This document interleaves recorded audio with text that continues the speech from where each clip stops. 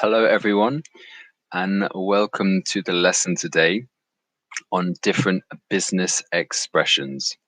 So, of course, as I inform you all every single lesson, we're a business teaching center, primarily obviously in English.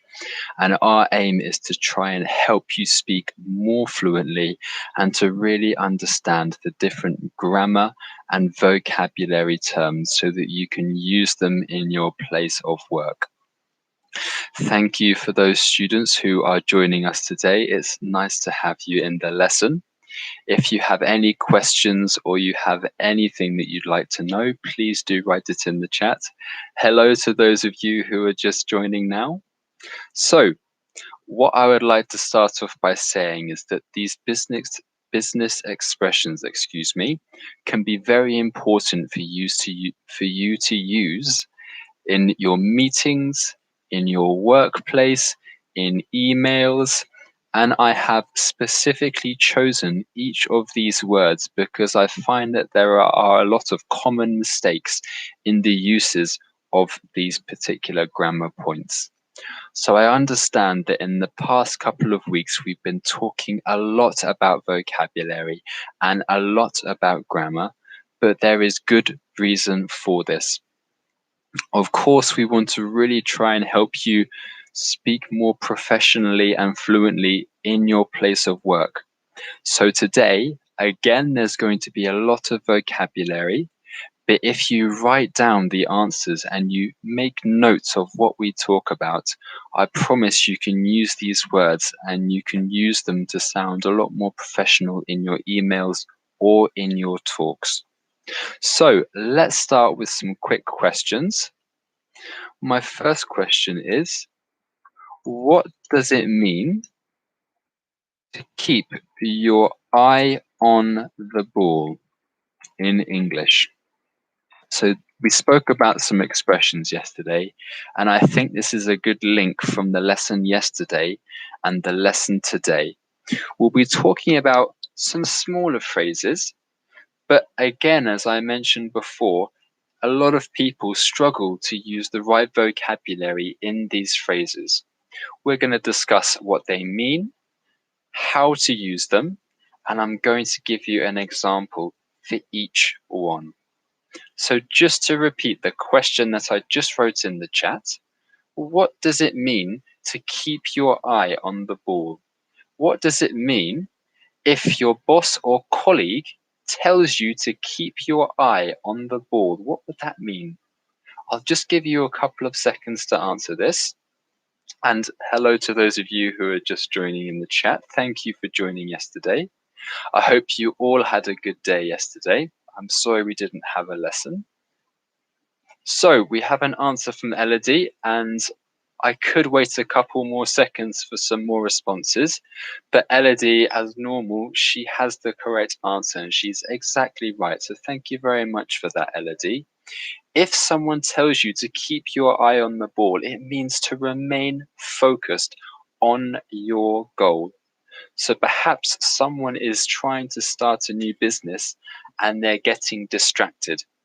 If you tell them to keep their eye on the ball, you're asking them to stay focused on what is important. And Laura has written the same thing here, which is exactly correct, to pay attention to your work. And Ellen has written here, say the truth. So there's just a little bit of a difference there, Ellen, but thank you very much for your contribution. My next phrase is learn the ropes.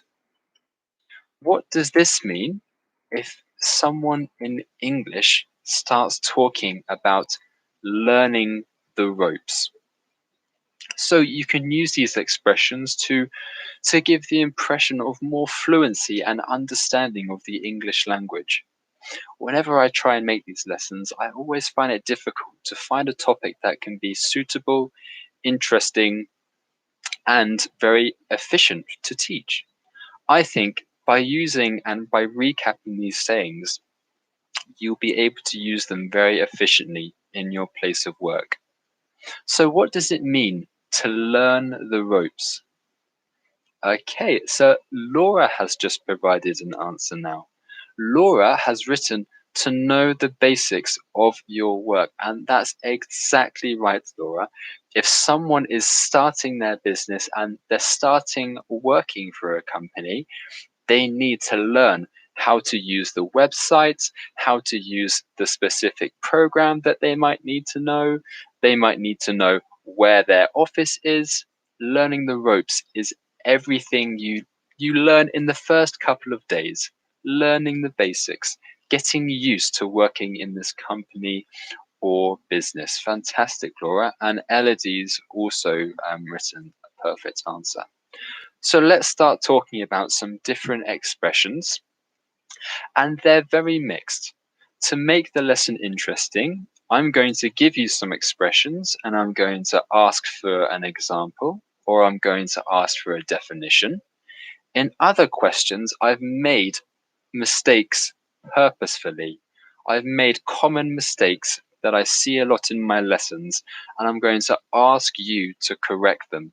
So the questions will be different. As I mentioned before, there's a lot of expressions and vocabulary, but it's really helpful for you. So hopefully you can take this away and feel more confident talking about your position in your work. So the first little expression I have written down is one that Laura just mentioned before, to pay attention. Okay, so this is a very simple one to start off with. What does it mean to pay attention? So obviously Laura knows the answer, but the other students in the chat, what does it mean to pay attention? Can you use it in a sentence for me? Hopefully you're not going to guess any of my next sayings too. Pay attention. What does it mean to pay attention? And in what context could I use it? So I'll give you a couple of seconds to think about some answers. Anya has written down here to be interested. It's a good attempt, Anya, and I really like the effort you've put in here. You're very close. It's a subtle difference here. Okay, so we'll wait for some more answers and then we'll come back to your suggestion. But thank you very much for sharing. Elodie and Jamel think it means to be careful. And primarily, we use this expression to pay attention. It means to remain focused.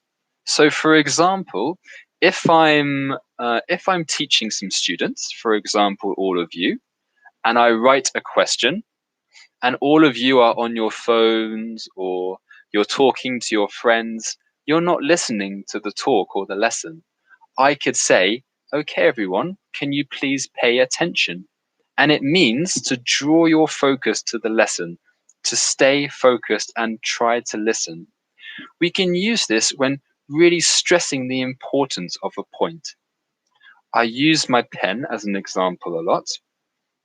If I'm talking about my product and I want to make it really specific or really important, a sentence that I want to say, I could say, this is a pen that I'm going to sell.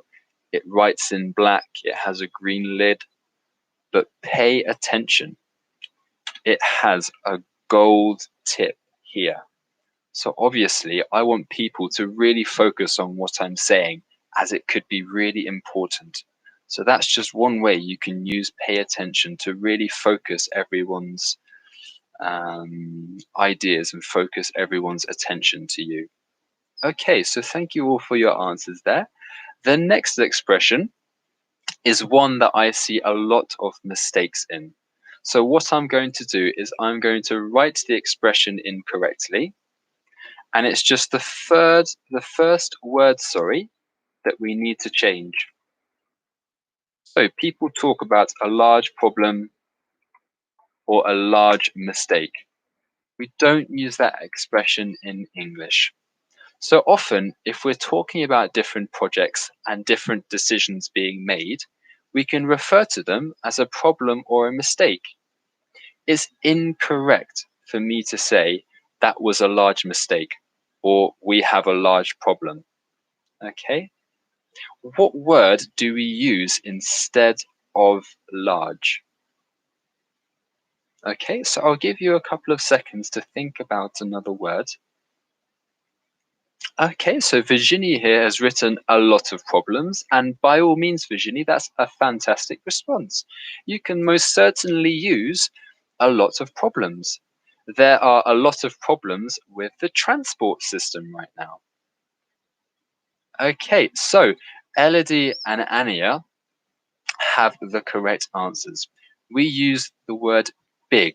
So just please do pay attention to this. If you want to refer to something as a problem or a mistake, we need to use the word big. It's a big problem, it's a big mistake. He made a big mistake by leaving the company. We have a big problem in reference to the virus. Okay, so just be aware that you refer to it as a big problem and not a large problem. Okay, I have another common mistake. I'm going to write down again the incorrect form. Okay, this expression is to make a test. Let's say, for example, I think we have some students who perhaps are in companies which are pharmaceuticals. You might need to make a lot of tests. And even if you're in a sales position, you might need to test different aspects of your call and company. We don't say we make a test. What verb do we use for a test? Okay, and obviously there's more than one right answer, but it's interesting to see your perception. So, Virginie has taken the word test as an examination. And yes, we can aim to pass an exam. You could perhaps be referring to a test you did in the past. You can pass an exam. Elodie has a really good verb here. Perform a test. Exactly. I could perform a test, or I could perform an analysis on our rates of success in calls. A really good word there. I was thinking of take a test. Okay. So I could take a test for this disease. You can use it in business too. The disease popped into my head. I can take a test to determine how many calls we receive every day. Okay, so just another helpful tip there. If you do need to make a test in your business, we take a test and we don't make a test. Okay, I have another really common expression you can use. This could be important if you're in a sales position. So, capture their attention. Attention is someone's focus, what they are paying attention to. Okay, where are they looking? What are they focusing on? We don't say to capture their attention. What word do we use instead of capture?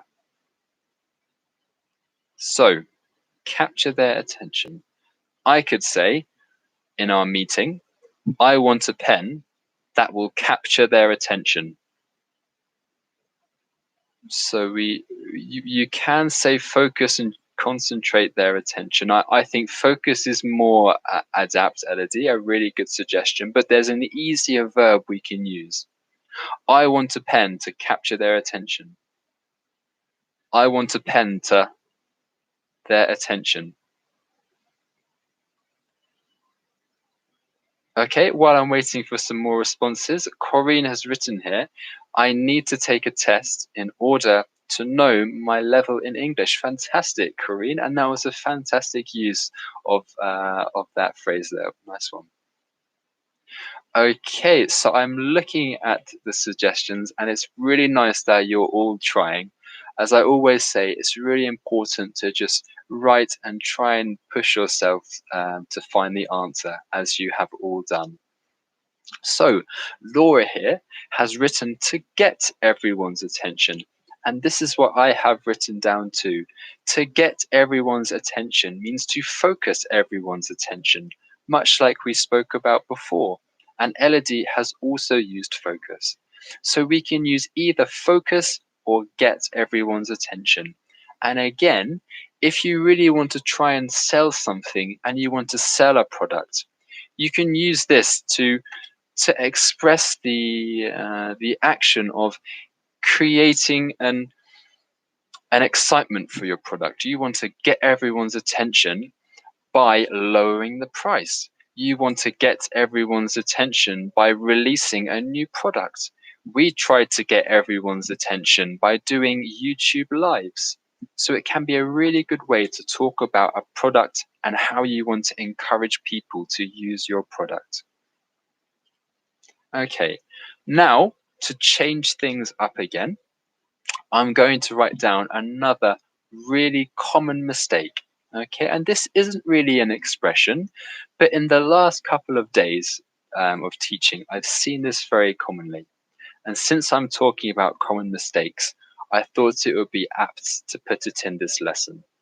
So, what is the issue with this sentence here? He learned me about English. So, some of my students will say, he learned me about English. Sam learned me about English. The translation in French is perfect because I believe you say, il m'apprend à anglais. I apologize for my accent or my vocabulary there. Il m'apprend anglais. So, it's a very common mistake because it's a sentence that you cannot translate from French to English. So I'll just wait for some suggestions.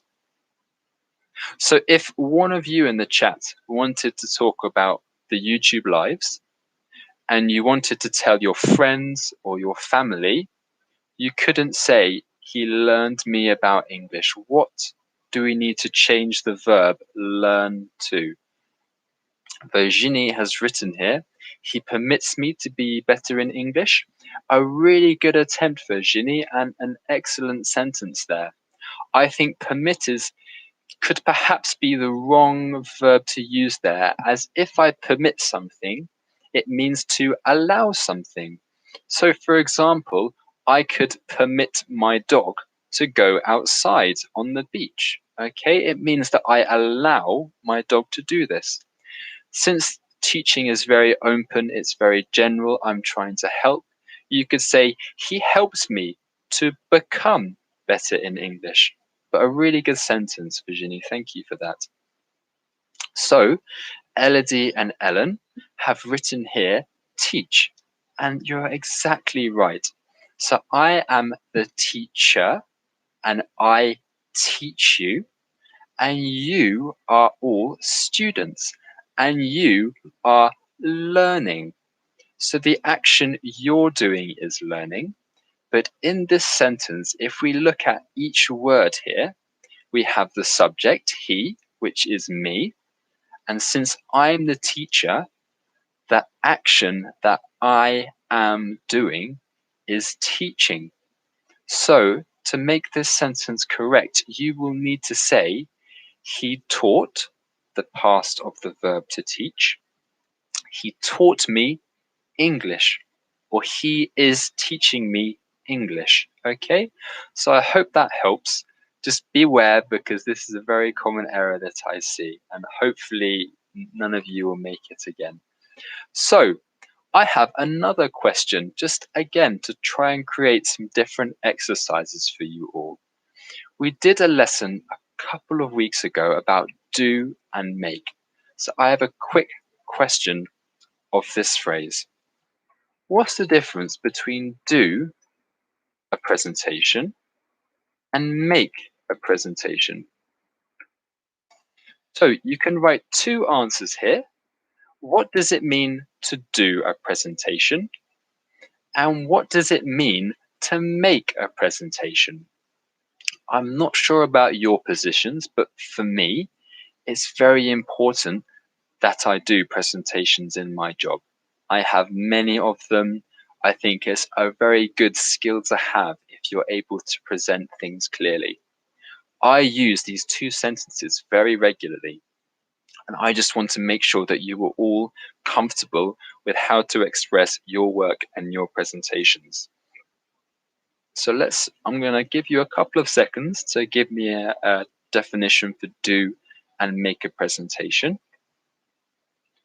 So we have an answer from Elodie. Fantastic. I'll just wait for a couple more students. What is the difference between do and make a presentation?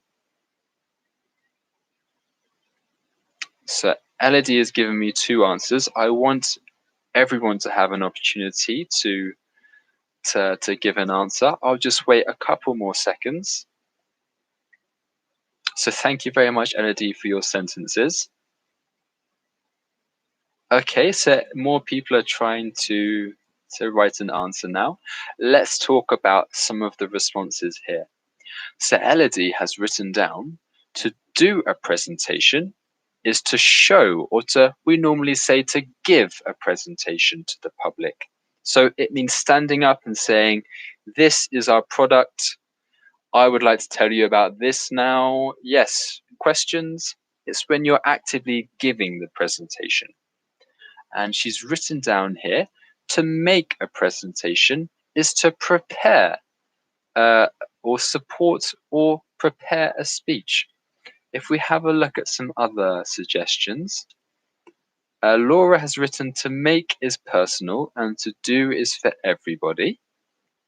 Okay, a very interesting point, Laura. And Virginie has written here, to make a presentation means that we explain a precise project, for example. Okay, so we have a mixture of responses, and the differences between do a presentation and make a presentation. I write down the sentences so it's very clear. When we do a presentation, just as Elodie said, is when you give the presentation. So when we have a meeting at 12 o'clock and I go into the room and I say hello to everyone and I give the talk. Okay, today I'm going to be talking about my product. I believe that this product will be good for our company because A, B, and C. I'm giving the presentation. When we make the presentation, it's the action we do before giving the presentation. So I'm sat down at my laptop and I'm trying to make the presentation.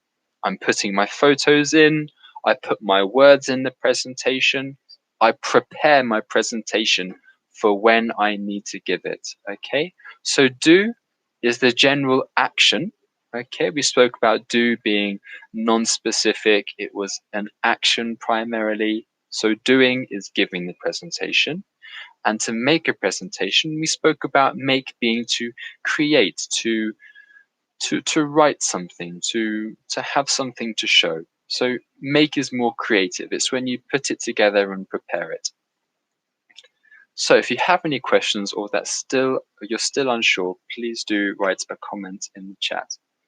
Now what I'd like to do is just copy some sentences in, and I'm going to ask you to see if you can fill in the gap for me. I'm going to give you an example. We have a sentence here.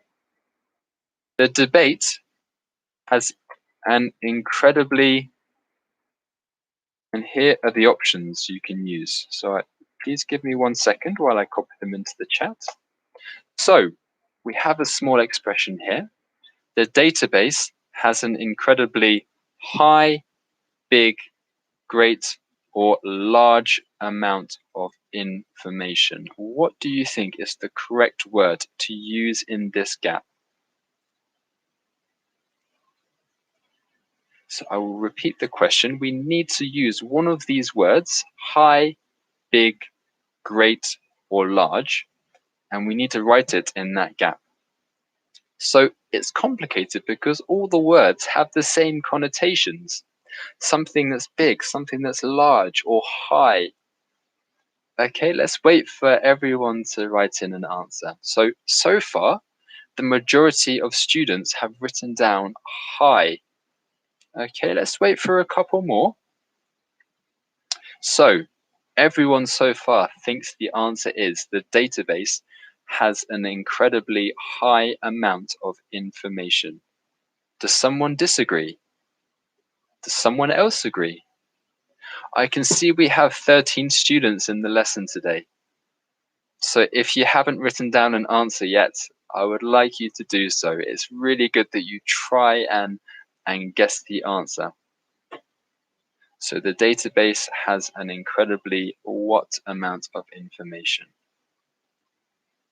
Okay, I'm going to give you the answer now. So everyone thinks it's high, but we actually talk about a large amount of information in English. So perhaps you're in a meeting or you've received an email. If you want to stress or you want to imply that there is a lot of information, there's a lot of text, there could be a lot of pictures, you need to say there's a large amount. It's incorrect in English to say a high amount. But it's fantastic that you all tried and you've learned something new by trying. So that's fantastic. But just remember that we say a large amount of information and not a high amount of information. The next one, okay, please do bear with me while I copy it in. Please give me 2 seconds, but you can just read through the question very quickly while I get the answers for you and copy them down. So the sentence reads, I wouldn't do that if I were you. You're making.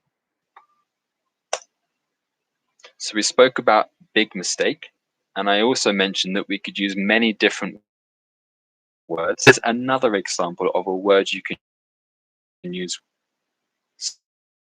So again, and I can see that 2 words are the same. So you have 3 to choose from, even easier. Huge, great, or massive mistake. Let's wait for some answers. So I wouldn't do that if I were you. You're making a mistake. Okay, so it's fantastic that we're getting more answers now. Thank you very much for contributing.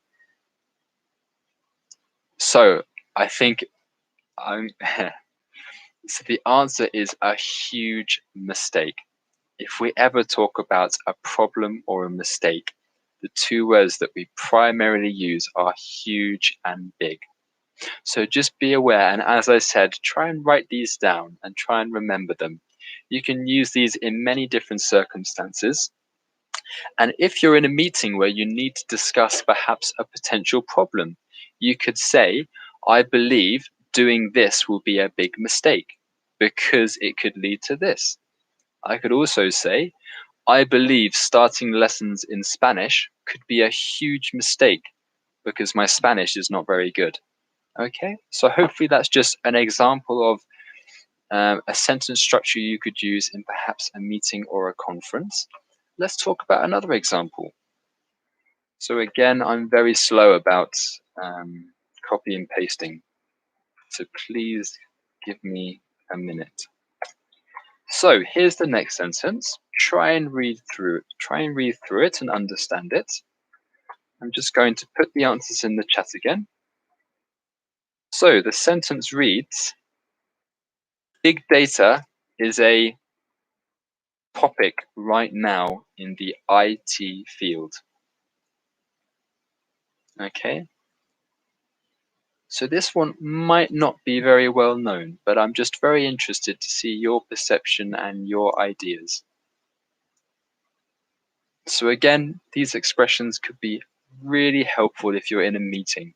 These words can be used quite regularly, and as you can see, it can be quite confusing. So by just talking about them in this lesson, hopefully you should feel more confident in a business English environment. So far, popular is a popular response. Sorry. Okay, does anyone else agree or disagree? I'll give you a couple more seconds. Okay, so everyone thinks the answer is popular. The answer is a hot topic. If we talk about something being hot, it has connotations to being a lot of interest. It has a lot of attention towards it. Okay. This is a very unique expression. And I think for those of you who have answered popular, it means exactly that. So I understand why you've given that answer. But if we're talking about a topic, okay, so an idea, the topic of this lesson is business expressions. Okay, if we're talking about a topic, we always use hot. Okay, it's the word that we use to describe that topic as being popular. Okay, so those are primarily the most important expressions that I wanted to cover today. I hope that you've all taken something away, and if you have any meetings either today or next week, you can use some of these and impress your business colleagues and managers. Thank you very much for joining today. It was really nice to see you all contributing and writing answers. It's great that you're so confident and that you try hard. I hope you have an amazing weekend and we will see you on Monday. Thanks again. Bye.